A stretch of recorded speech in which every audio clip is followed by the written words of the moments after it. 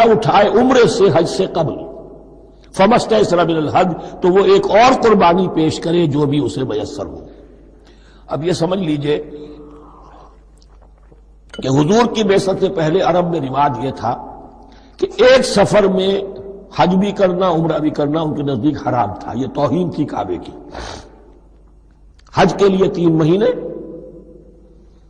شوال، ذوالقعدہ، ذوالحج، اور رجب کا مہینہ ان کے ہاں طے تھا عمرے کے لیے۔ عمرے کے لیے علیحدہ سفر کرو، اس کے لیے علیحدہ سفر کرو۔ لیکن شریعت محمدی میں جو آسانیاں کی گئی ہیں وہ یہ ہیں کہ ایک شخص، چونکہ اس ملت کو پھیلنا تھا بہت طویل علاقے پر، لوگوں کے لیے سفر آسان تو نہیں تھا، تو آپ ایسا کر سکتے ہیں کہ آپ جائیں اور عمرہ بھی کر لیں، حج بھی کر لیں۔ ایک شکل یہ ہے کہ عمرہ کیا، احرام کھول دیا، اور پھر حج کا وقت آیا 8ویں ذی الحج کو تو پھر احرام باندھے، وہ حج کا احرام ہو گیا، اسے کہتے ہیں تمتع۔ ایک یہ ہے کہ حج کے لیے احرام باندھا تھا، جاتے ہی عمرہ بھی کر لیا لیکن احرام کھولا نہیں، اسی احرام میں جاری رکھ کر اسے، اور اسی میں حج بھی کر لیا، یہ قران کہلاتا ہے، جمع کر دیا ایک ہی احرام میں عمرے کو بھی اور حج کو بھی۔ ایک افراد کہلاتا ہے، بس ایک کے لیے صرف حج کا معاملہ شروع سے۔ تو یہاں تمتع کی جو ہمیں اجازت دی گئی ہے اس کے لیے جسے دم شکر کہتے ہیں حضرت امام ابو حنیفہ، یہ شکرانہ ہے کہ ہم ایک قربانی دیں۔ لیکن امام شافعی کے نزدیک یہ بھی دم جنایت ہے، یہ بھی جبر ہے، چنانچہ امام ابو حنیفہ کے نزدیک یہ قربانی جو دی جاتی ہے اس کا گوشت قربانی دینے والا بھی کھا سکتا ہے 1/3 کے درجے میں، لیکن امام شافعی کے نزدیک نہیں، یہ ایک صدقے کے اور اس کے دم جنایت کے قریب کی شے ہے، اس کا گوشت جو ہے قربانی دینے والا خود نہیں کھا سکتا۔ فمن لم یجد، اب اگر کسی کے پاس نہیں ہے یہ ہدیہ پیش کرنے کو، فصیام 3 ایام فی الحج، تو اب اس پر لازم ہے کہ حج میں 3 روزے رکھے،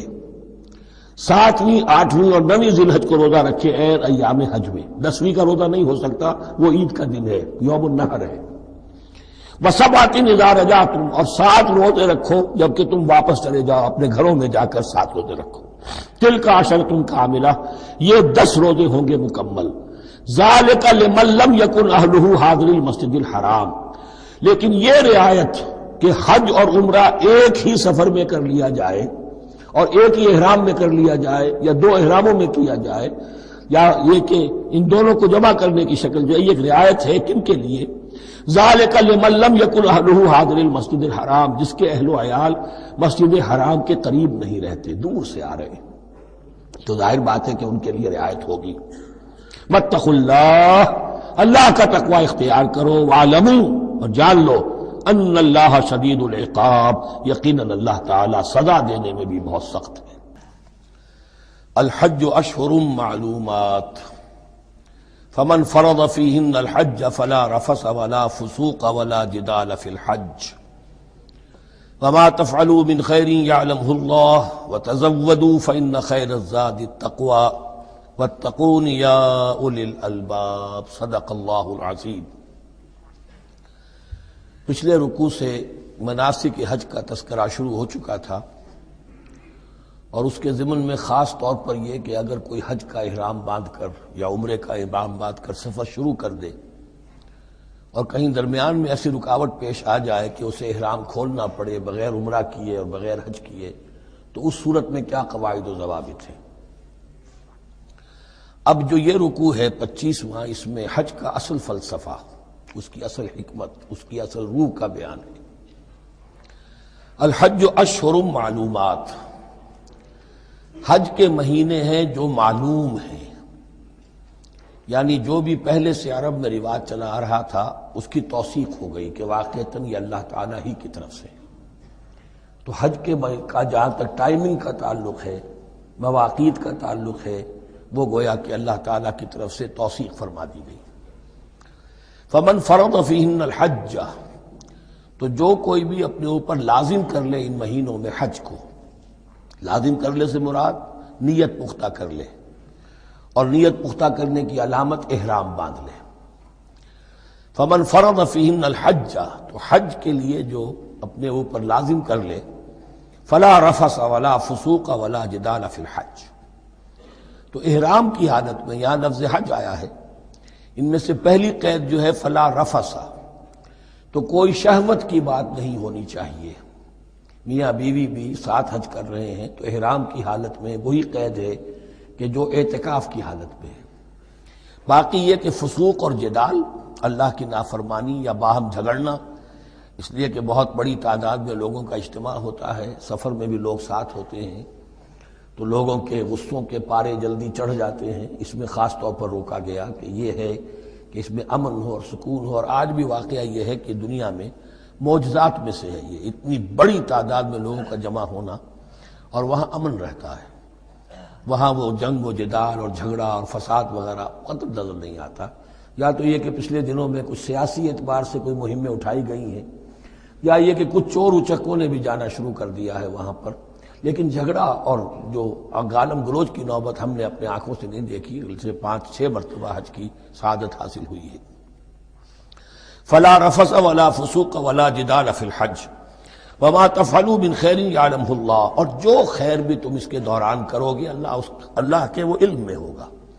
نوافل پڑھ رہے ہو، اضافی طواف کر رہے ہو، کوئی اور بھی جو کام کر رہے ہو،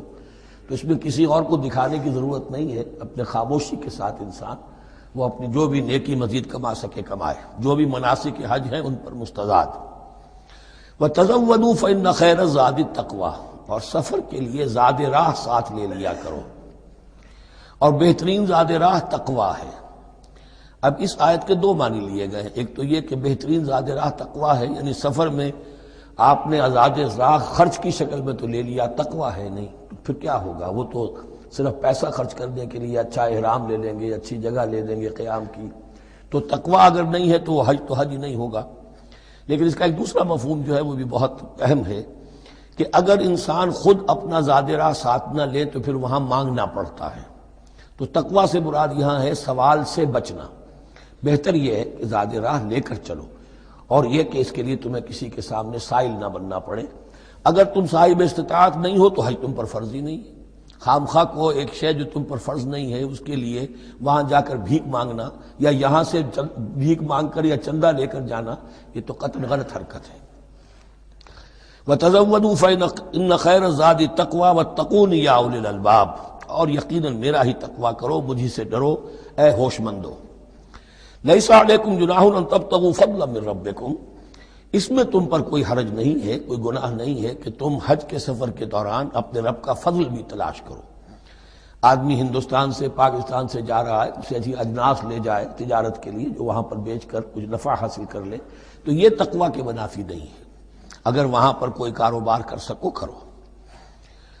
فَإِذَا أَفَضْتُم مِّنْ عَرَفَاتٍ، تو پھر جب تم عرفات سے واپس لوٹو، اس لیے کہ اصل حج جو ہے وہ عرفہ ہے، الحج العرفہ۔ حج کے بقیہ تمام مناسک رہ جائیں، صرف عرفہ میں شمولیت ہو جائے، قیام عرفہ میں تو حج ہو گیا، باقی جو چیزیں رہ گئی ہیں اس کا جو بھی اس کا کفارہ ہے، اس کا جو دم دینا ہے وہ دے دیا جائے۔ لیکن عرفہ سے اگر آدمی رہ گیا عرفات کے قیام سے تو پھر حج نہیں ہوا۔ اب یہاں سے جب لوٹتے ہو تو فاذکروا اللہ عند المشعر الحرام، یہ ٹائم ٹیبل نوٹ کر لیجئے کہ اصل میں 8 کی شام کو مکے سے نکلتے ہیں 8 ذی الحج کو، اور رات منی میں گزارتے ہیں۔ پھر 9 کا دن ہے اصل یوم عرفہ، 9 ذی الحج، صبح کو نکلتے ہیں، قافلے چلتے ہیں، اور کہیں دوپہر تک، اور دوپہر سے بھی ہو سکتا ہے تاخیر ہو جائے، لیکن کوشش ہوتی ہے کہ ظہر سے پہلے پہنچ جایا جائے، لیکن ظہر اور عصر دونوں ملا کر پڑھ لی جائیں عرفات میں داخل ہونے سے پہلے۔ اس لیے جو مسجد ہے عرفات کے میدان سے ملحق وہ عرفے کے اندر شامل نہیں ہے، وہ اس کی حدود سے باہر ہے، تو اصلی اس کا افضل یہی ہے کہ ظہر اور عصر ملا کر وہاں پڑھی جائیں، اور اس کے بعد سے غروب آفتاب تک قیام ہے، وہ عرفات کا قیام ہے، اس میں کوئی نماز نہیں، یعنی جو روایتی جو عبادت ہے اس کے سب دروازے بند۔ اب تو اگر دعا کی آپ کے اندر ایک روح پیدا ہو چکی ہے، اپنے رب سے ہم کلام ہو سکتے ہیں، اور آپ کو حلاوت مناجات حاصل ہو گئی ہے، تو دعا مانگتے رہیے، بس یہی ہے دعا۔ قیام عرفہ جو ہے کھڑے ہو کر بیٹھے ہوئے جس طرح بھی ہو اللہ سے مناجات کرو، یا پھر یہ کہ اگر اس میں کبھی ہو جائے کسی وجہ سے تو آدمی تلاوت کرے، لیکن یہ کہ عام نماز نہیں۔ فَإِذَا أَفَضْتُم مِّنْ عَرَفَاتٍ فَاذْكُرُوا اللَّهَ عِندَ الْمَشْعَرِ الْحَرَامِ، یہ مزدلفہ کا قیام ہے، 9 کی شام کو مغرب کی نماز کا وقت ہو چکنے کے بعد وہاں سے روانگی